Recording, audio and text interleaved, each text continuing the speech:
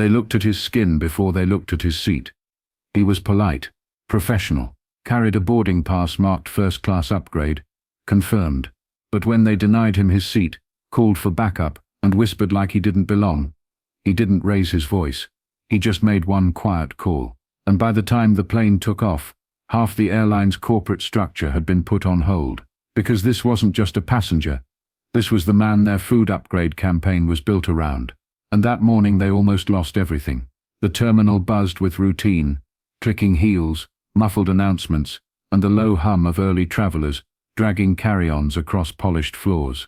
Elijah Cole stood just outside Gate 26, the kind of man who didn't rush but was always exactly on time. Navy blazer, clean white collar, shoes that caught the light but not attention. In one hand a phone, in the other, a printed boarding pass marked Seat 3A, upgraded first class. He waited until the pre-boarding call ended, then stepped forward. Calm, focused. Not entitled, just prepared. The gate agent was young. Tight ponytail, polished badge that read carry. She took one glance at his boarding pass, then at him, and something in her expression stiffened. "Sir, this lane is for upgraded or premium class passengers," she said, voice clipped. Elijah smiled gently. "I'm aware, that's me."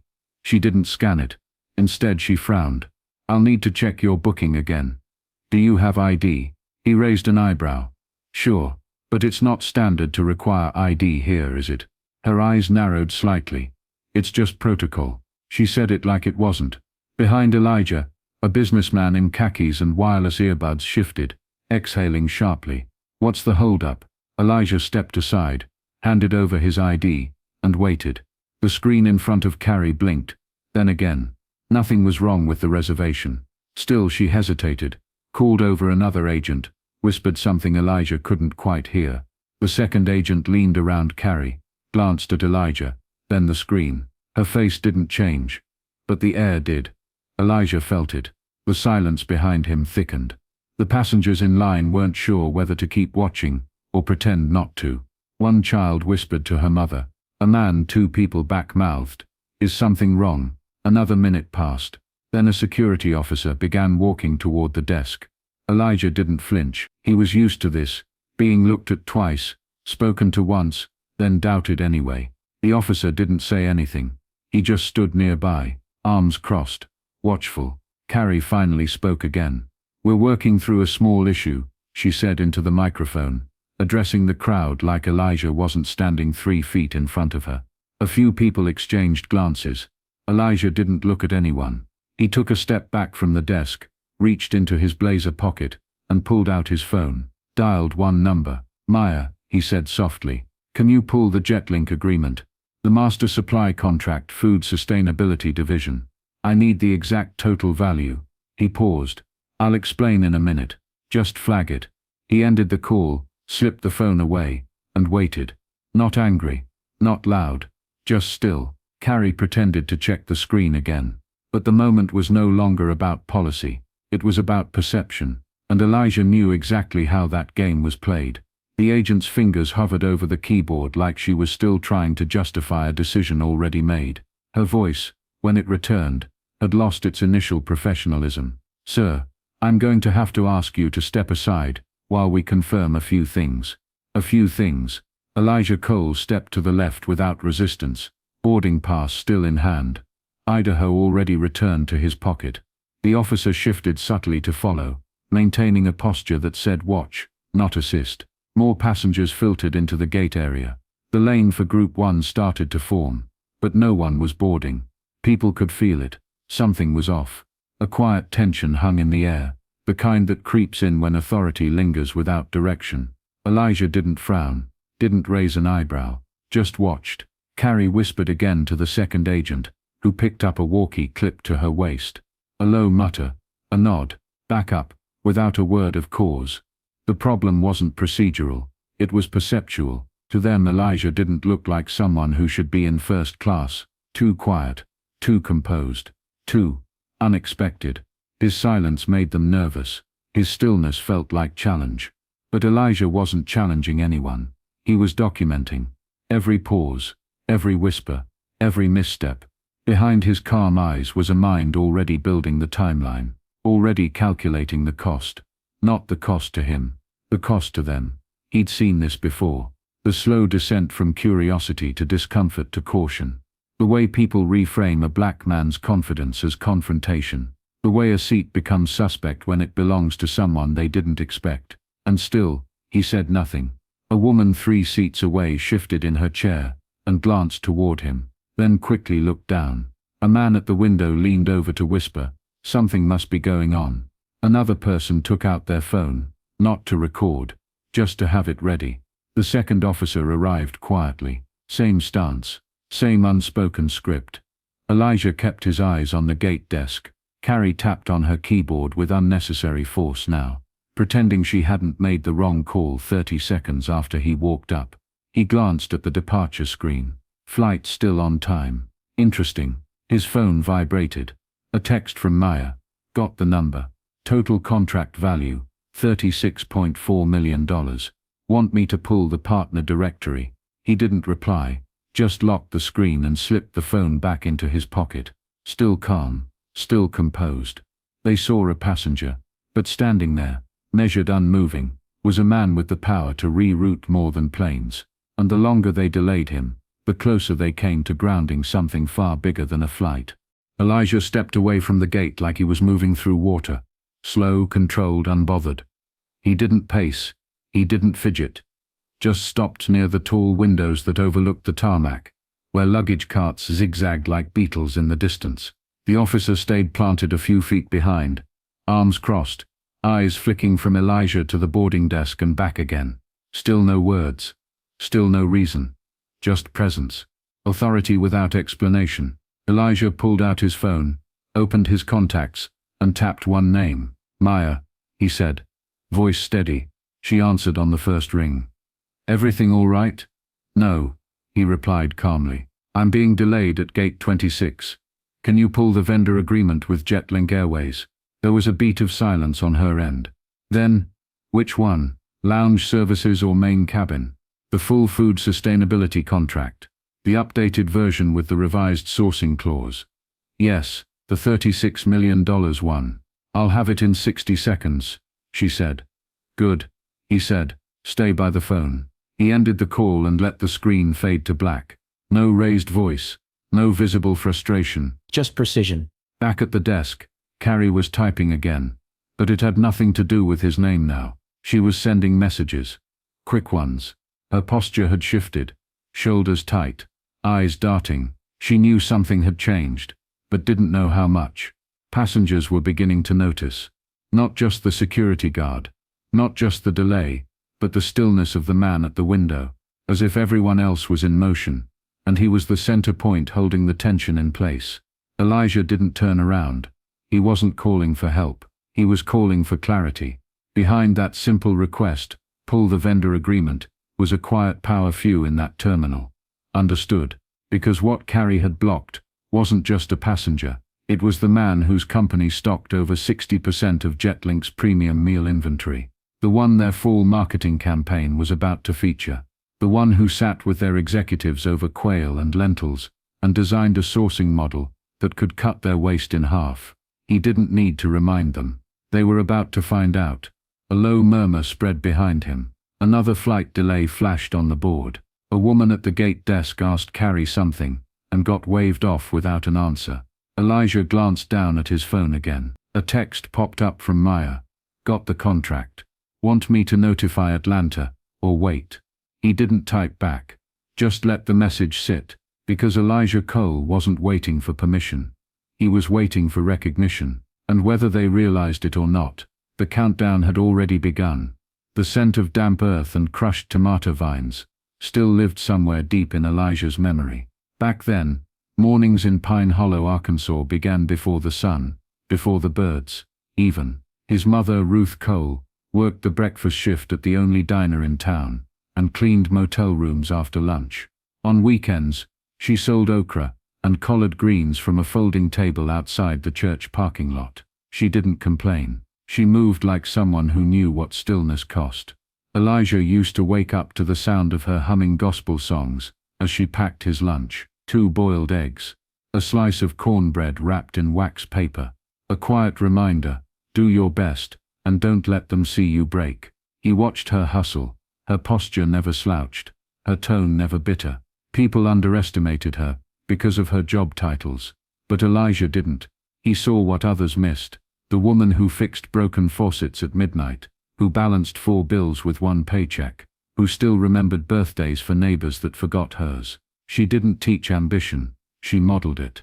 By 14, Elijah was hauling water buckets to their backyard plot, learning how to coax food out of stubborn soil. By 16, he was tracking local market prices for kale, squash, and green beans, just to get a few cents more per bundle. He didn't talk much. Didn't need to. His silence wasn't shyness, it was focus. After graduating high school, Elijah skipped the party. Instead, he used the $500 Ruth had saved in a mayonnaise jar to buy a used laptop and a pop-up tent. He built a 1-page website, hand-coded on slow nights, and named it Harvest Table Solutions. No investors, no seed round, just a vision, bridge the gap between small growers and big buyers, without letting either side get lost in the system. At first he drove produce in the back of a rusted Ford Ranger, sometimes sleeping in it during multi-state drop-offs. He learned to speak both languages, farmer and buyer. He knew how to read a soil report and a balance sheet. He knew which supermarkets would nickel and dime, and which vendors just needed someone to take them seriously. What started with carrots and mustard greens turned into wholesale orders, then contracts, then partnerships. Within a decade, Harvest Table Solutions was supplying 5 university dining systems and 2 airlines. Not because Elijah hustled louder, because he built quieter. He never forgot where it started. There's still a framed photo in his office. Ruth standing behind that old folding table, arms crossed, apron smudged with flour, pride in her eyes, and not a single word needed. Elijah learned early that the loudest people in the room are rarely the ones doing the work. And that power, real power, doesn't announce itself. It waits, it watches, and when necessary, it moves. Carrie was still at the desk, fingers darting across the keyboard, trying to mask uncertainty with speed. Her screen offered no errors, no alerts, no reason to hold Elijah Cole aside. And yet she didn't wave him through. Not yet. She leaned toward her colleague again, voice lowered. There's nothing wrong with the ticket, but I just want to be sure. The other agent didn't respond, just glanced toward Elijah, then back at the monitor. Her silence said everything. Meanwhile, across the country, in a glass-paneled office tower outside Atlanta, Jetlink Airways internal vendor database pinged. High priority vendor alert. Elijah Cole. Harvest Table Solutions status. Active strategic partner. Level 1 access associated projects. In-flight meal redesign. Premium lounge refresh. Sustainable packaging initiative. A junior procurement analyst was the first to see it. She'd just clocked in and was sifting through vendor log activity when she noticed the anomaly. VIP tag triggered by external gate communication logs. She flagged it and forwarded the alert to her supervisor. Within 20 minutes, 3 emails had been sent. 1 marked urgent, possible field escalation. Verify status at JFK Terminal C, Gate 26. It was worded carefully. No accusations. Just concern. But the tone between the lines said it all. Someone had made a mistake, and it might be expensive. Back at JFK, Carrie pretended to scroll through flight logs while her earpiece crackled. The voice on the other end was clipped. What's the issue? I've got a passenger, trying to board with a premium seat, but something feels off. Off how? He doesn't seem what? Carrie hesitated. Too long. Behind her, passengers were boarding in small waves, but not Elijah. He stood a few feet away near the window, watching the plane refuel. Not tense, not bored, just aware. Carrie didn't answer the radio. Instead, she glanced back at the officer still standing nearby. No instructions had been given, no policy cited, just presence, a vague sense of enforcement with no defined reason. That's when the first internal ping hit the JFK Jetlink terminal server. Vendor escalation flagged. Confirm status of Elijah Cole. Immediate response requested. It was routed to the terminal supervisor's inbox. A minute later, he was standing behind the gate desk. What's going on? He asked quietly. Carrie swallowed. Passenger issue. Name: Elijah Cole. The supervisor blinked. Cole. He didn't say anything else, but he turned quickly and pulled out his phone. Inside the gate area, Elijah remained still. He hadn't moved. But everything else had. Not visibly, not loudly, but behind walls, inside systems, through corridors of quiet authority. Jetlink was realizing that the man they'd flagged wasn't just a passenger, he was a partner. And the moment they questioned his presence, they began jeopardizing their own. 10 floors above Peachtree Street in downtown Atlanta, the Jetlink Airways corporate floor was already humming when the first red email came in. Subject: You urgent.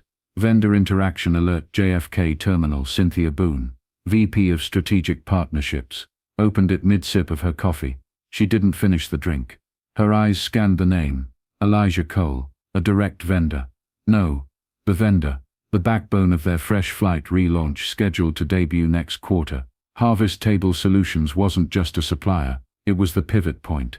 The proof Jetlink could modernize. Clean, sustainable, locally sourced food on every major route. Elijah had sat across from her 2 weeks ago, quiet, sharp, a man who spoke in clean metrics and cleaner expectations. They shook hands over a multi-phase rollout that would touch every part of Jetlink's in-flight brand. From their executive lounges to snack trays at 30,000 feet, his company was embedded deep. And now he was flagged at a gate. She didn't need details, just instincts. Cynthia stood, walked past her assistant, and picked up the redline phone from her wall. Procurement first, then legal, then PR. I need all eyes on this. Immediately. Within 15 minutes, inboxes lit up. Do we have visual confirmation? Has he posted anything? Do we know who initiated the flag? Do not repeat. Do not engage on social until we get an incident report. Down the hall, Jason Park, Director of Vendor Compliance, cancelled his 10 a.m. and pulled up the contract files. All 3 phases. Signed, active, protected. This isn't just a client, he muttered to himself. This is half the damn campaign. The PR team drafted 3 statements in advance, none published yet. Meanwhile, in the marketing wing, a designer froze mid-slide build. Elijah's photo was literally on the current draft for Jetlink's upcoming fresh flight press kit. Right side. Smiling, jacket off, sleeves rolled, standing in a greenhouse next to farmers in Iowa. The tagline beneath him read "Real food, real roots." At JFK, Gate 26 still showed on time, but nothing was moving. Passengers whispered. Phones were out. No one knew what was happening. But something about the stillness felt rehearsed, like a delay everyone could feel but no one could name. Elijah stood at the same window, watching baggage carts circle, unmoved, untouched. Back in Atlanta, Cynthia's assistant returned to her office with a folder of vendor metrics. She didn't look up. Tell legal they've got 10 minutes to prep an internal release in case this hits the wires. Because this wasn't just a mishandled upgrade. This was a rupture in perception. And the man they stalled at the gate wasn't just flying first class. He was the campaign. The flight monitors flickered once, then again. Nothing dramatic. Just a quiet shift. Boarding changed to gate hold. No announcement. No chime. Just stillness that didn't match the clock. At gate 26, the crowd began to thicken. A group of business travelers in matching lanyards stood near the front, arms crossed, murmuring. A mother with 2 toddlers checked her phone twice, then glanced at the unmoving jet bridge. Did they say there's a delay? Someone asked. No one answered. The PA system buzzed softly, then went silent again. Inside Jetlink's operations center, 50 miles outside the city, the directive had come fast and flat. Initiate system hold at 3 terminals. Tag all JFK priority routes for manual review. It wasn't public. It wasn't even formal. Just a soft freeze, long enough to assess what was happening before it happened too loudly. 3 gates were flagged. 26, 27, and 29. All part of the corridor housing their newly revamped premium lounge access. The same corridor scheduled to be featured in an upcoming media campaign. No one said it out loud, but they knew why. At the heart of the hold was a man who hadn't said a word since being sidelined. A man with a contract deeper than the fuel manifest. A man whose silence had become a kind of authority they weren't trained to handle. Back at the gate, Carrie was no longer typing. She was waiting, fidgeting. The second officer had stepped away. The first still lingered, close enough to act, far enough to pretend he wasn't part of the problem. Passengers were shifting now, not just confused, but restless. The tension had texture. A man in a blue sport coat stepped toward the counter. "What's going on? Why haven't we boarded?" Carrie glanced at him, then away. "We're just working through a brief systems issue." "Systems issue?" His voice rose just enough. "You mean on the plane?" She shook her head. "Just at the gate." That made it worse. Two more people stepped out of line. Someone pulled out their phone and started recording, not obviously, but with just enough intent. Elijah hadn't moved. Still by the glass, watching a plane taxi into the distance like this had nothing to do with him. Like he wasn't the reason 3 departments were on high alert. Like he wasn't the pause between protocol and panic. Another gate beside them blinked to hold, then another. Cynthia Boone, still on the line in Atlanta, took a deep breath. "Call it what it is," she said to legal. "This is containment." Because while passengers stood tapping their phones and sighing into their coffee cups, the airline wasn't managing a delay. They were trying to manage a mistake, and Elijah Cole wasn't waiting to see what happened next. He already knew. The footsteps were deliberate, heels on tile, unhurried but unmistakable. A woman in a slate grey blazer approached gate 26, flanked by a man in a Jetlink badge lanyard combo that screamed corporate middle management. She walked like someone used to cleaning up messes before they reached the boardroom. Her name was Nadine Hollis, Regional Director, East Coast Operations. Her badge didn't say that, but her posture did. She scanned the gate area in one sweep, passengers milling, phones out, eyes darting from monitor to desk. Then her gaze landed on Elijah, still by the window, still silent, still watching. She moved toward him, smoothing her blazer with one palm. "Cole," she said, voice warm, practiced, calm. "Nadine Hollis. May I speak with you for a moment?" He turned to face her, expression unreadable. "Of course." She motioned toward a quiet corner near the wall. He followed, no fanfare, no scene, just movement. "First," she said, "on behalf of Jetlink, I want to sincerely apologize for what happened at this gate. This should not have occurred." He said nothing. She continued, "We're investigating the miscommunication and reviewing all protocol related to passenger interactions. I'd like to personally escort you onto your flight." Still, he didn't speak. Instead, Elijah reached into his leather carry-on, pulled out a thin manila folder, and offered it to her. No theatrics, just paper. Inside, a printed copy of the current vendor agreement, Harvest Table Solutions and Jetlink Airways, fully executed, initialed on every page. Phase I through Phase 3. Nadine opened it, read the first line, froze. He said evenly, "You blocked your own brand." The words didn't accuse. They revealed. She inhaled softly. The silence that followed was heavier than shouting. The man beside her, Justin, legal liaison for the Eastern Corridor, cleared his throat. "We're prepared to issue a formal apology, if you'd prefer public or private, entirely your call." Elijah shook his head. "I don't need an apology, Mr. Graves. I need an understanding." Justin blinked. "I didn't build a company on visibility. I built it on value. But you can't tell people they belong in your brand image while treating them like a threat in real life." Nadine nodded once, slowly. "Understood." Behind them, the gate agent stood frozen behind the counter. Carrie's hands were still, her headset, silent. Elijah glanced toward her once, not in anger, just in recognition, a look that said, "You'll remember this longer than I will." He turned back to Nadine. "Let's board." She gestured toward the jet bridge. Elijah walked slowly, boarding pass still in hand, as if the moment hadn't changed anything. But behind him, the air had shifted. Because he didn't raise his voice. He didn't have to. He brought receipts. Carrie didn't see it coming. 1 minute she was still behind the counter, eyes fixed on the monitor she wasn't reading, headset idle, fingers hovering like they might still be needed. The next, her supervisor appeared at her side, not loud, not rushed, just there. "Come with me a moment," he said quietly. She nodded. Too fast. Followed without asking why. No announcement was made. No reprimand given. Just two people walking down a narrow hallway behind the gate desk and disappearing into a service corridor, with no windows and no good exits. Mia watched it all from 2 steps away. Passengers didn't cheer. They didn't know exactly what they were seeing, but they felt it.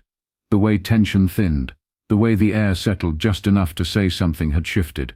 A man in row 6 whispered to his partner. Was that the one who? She nodded. Good. The whispers spread in small waves. Nothing official, nothing broadcast. But people talked. They always do, and the story was already reshaping itself. Not just about a delay, not even about a contract, about a moment. The moment someone in uniform looked at a man in a suit and didn't see the seat, didn't see the name, didn't see the role, just saw a problem. And now, the uniform was gone. Carrie wasn't fired. Not on the spot. Jetlink didn't operate that way. There would be paperwork, meetings, language like retraining, and policy review. But the desk behind Gate 26 had a new agent by the next flight. She wore the same blazer, the same badge, the same script, but her tone, measured.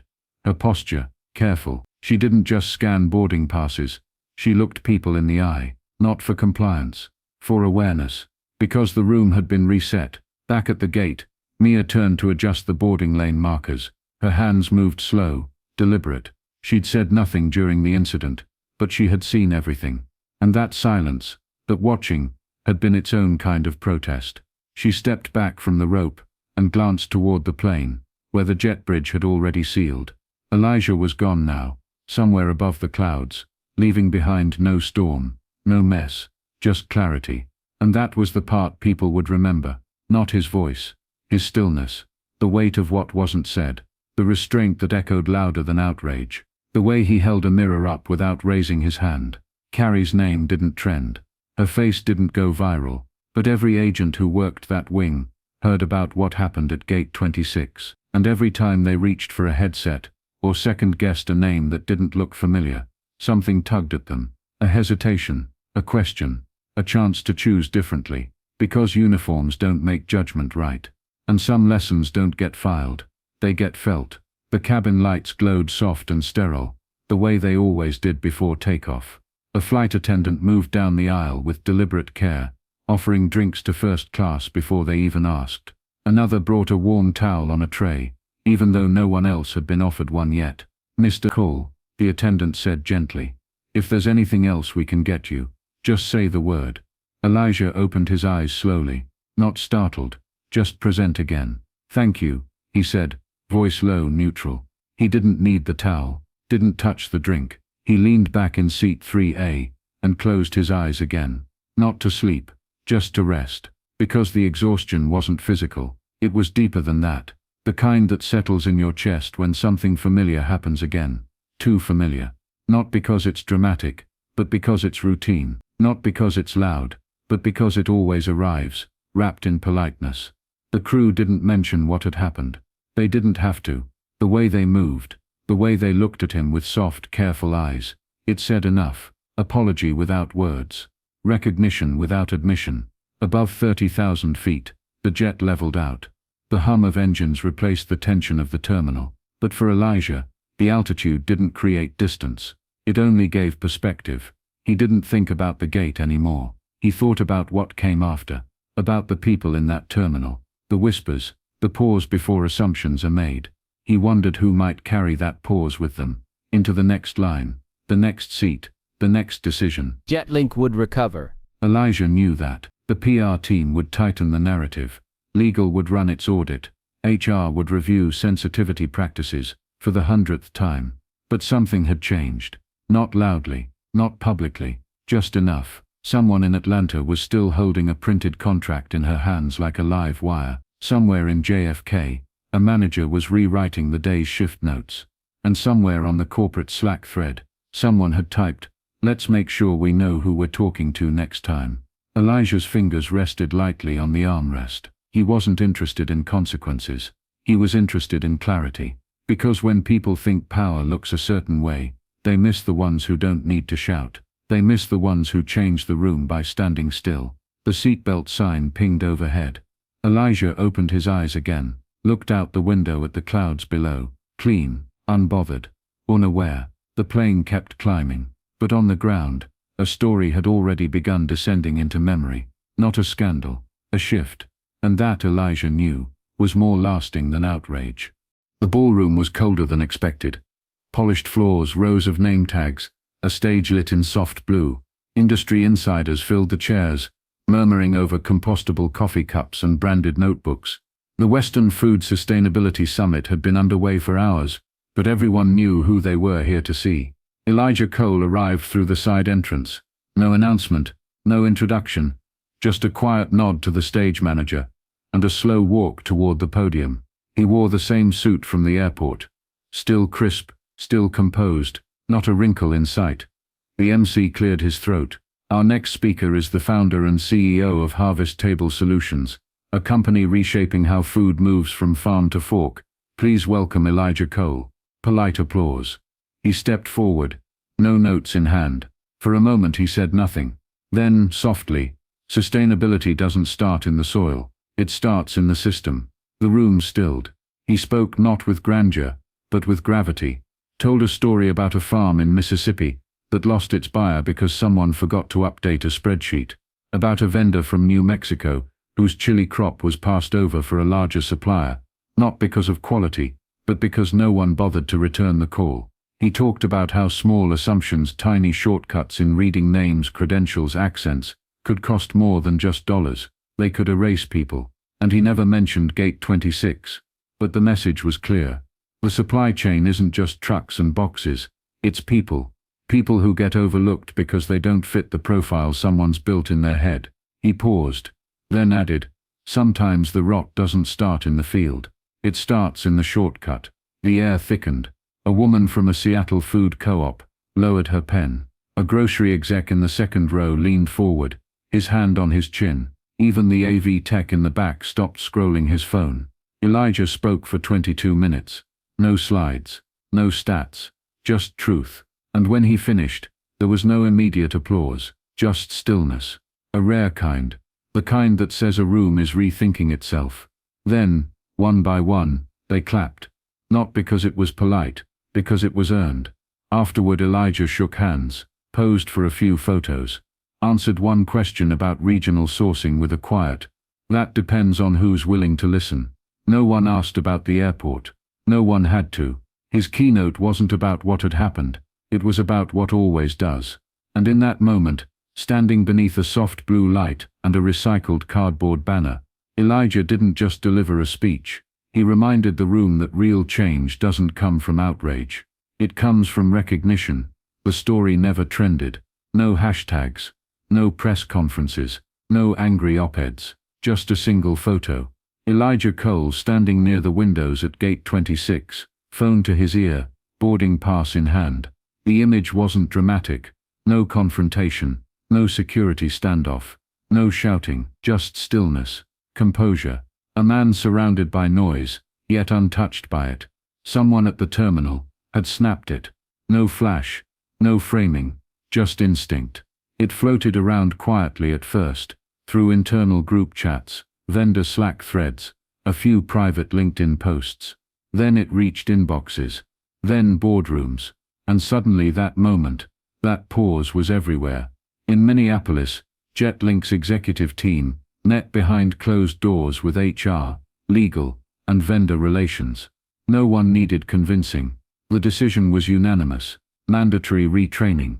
Not just for gate agents, but for everyone customer-facing. They called it Bias Interrupts, a 5-module series focused on perception, power, and presence. It wasn't flashy. There was no video campaign, no big rollout, just a quiet update to the onboarding system, a revised policy handbook, a few cancelled shifts to make room for the first sessions. But in the break rooms they knew why, and they knew who started it. Not with a complaint, not with a lawsuit, with a pause. At JFK, Gate 26 saw 2 personnel changes within the month. Carrie wasn't formally terminated. Jetlink didn't frame it that way. Transitioned internally. Ongoing evaluation. But her badge no longer scanned at security. Mia stayed, quietly became the new lead. She didn't talk about the day it happened, but she changed the way she trained new hires, made them ask themselves one extra question. What am I assuming? It stuck. 1 month later, a Jetlink station manager in Denver posted the photo of Elijah, cropped in black and white, on a bulletin board outside a training room. Below it, a quote, "Sometimes the loudest thing you can say is nothing. No attribution, just the image, just the stillness." And somehow, that silence began to shape culture. In San Francisco, a flight crew passed around Elijah's company brochure before takeoff. In Chicago, a catering supervisor printed a copy of his harvest table mission statement and pinned it next to the freezer schedule. In Atlanta, an intern used the story for a graduate ethics paper. Elijah never posted about it, never gave a statement. When GQ called for an interview, Maya declined on his behalf. "He's busy feeding people," she said. And that was true. While policy was being rewritten, and meetings held under phrases like diversity review, Elijah Cole was already back in motion, visiting farms, checking soil quality, negotiating truck routes that cut emissions without cutting corners. He didn't need credit. He already had clarity. And in the end, what lingered wasn't outrage. It was awareness. The kind that stays. The kind that doesn't need to shout. If Elijah Cole's story moved you, if it made you pause, reflect, or see things differently, share this. Let it ripple. Because sometimes, change doesn't need a microphone. It just needs someone willing to stand still and not back down. Subscribe Black Roots for more powerful life stories, where dignity challenges bias and stillness speaks louder than noise.